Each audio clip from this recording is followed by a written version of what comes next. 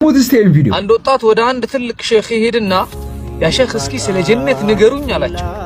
ስለ ጀነት እየነገራችሁኝ እኔ ልጓጓ እስኪ በጀነት አጓጉኝ አላቸው። አንድ አጂብ የሆነ ንግግር ተናገሩ። ቃል ፊሃ ረሱሉላህ ዐለይሂ ሰላቱ ወሰላም ነብይ መሐመድ ዐለይሂ ሰላቱ ወሰላም ውስጧ አሉ አሉት።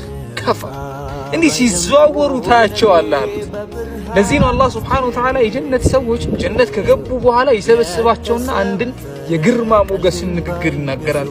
እነ ሃዛ ለሪዝቁና ይህ የሰጠናችሁ ነገር የሚያማምሩት ነገሮች በእጃችሁ ያለው እኮ የእኛ ሲሳይ ነው ይላል አላህ። የእኛ ሪዝቅ ከእኛ ዘንድ የሆነን ሪዝቅ ነው የሰጠናችሁ። ይህ የሰጠናችሁ ነገር ደግሞ ኢንጆይ እያደረጋችሁበት ያሉት ነገሮች ደግሞ እንዳትፈሩ። ማለሁ ሚን ነፋድ መቀነስ፣ ማለቅ፣ መጥፋት፣ መውደም፣ መክሰም ምናምን የሚባሉት ነገር አያውቅም ይላል አላህ። ደልብ ዘና በሉ ይላል። ጀና አላህ ሱብሓነሁ ወተዓላ የጀነት ሰፈር ያ ሰላም። አቦ ጀነት ምን ያክል የምታምር ናት ወላሂ። አቦ ጀነት አላህ ያስገባል።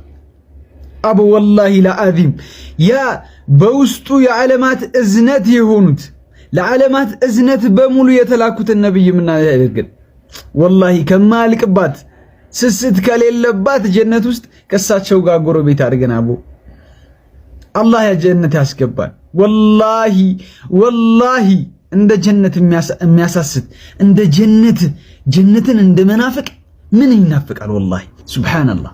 አላህ ጀነት ያስገባል። አቦ ሁላችንንም አላህ ጀነት ያስገባን። ያ ሰላም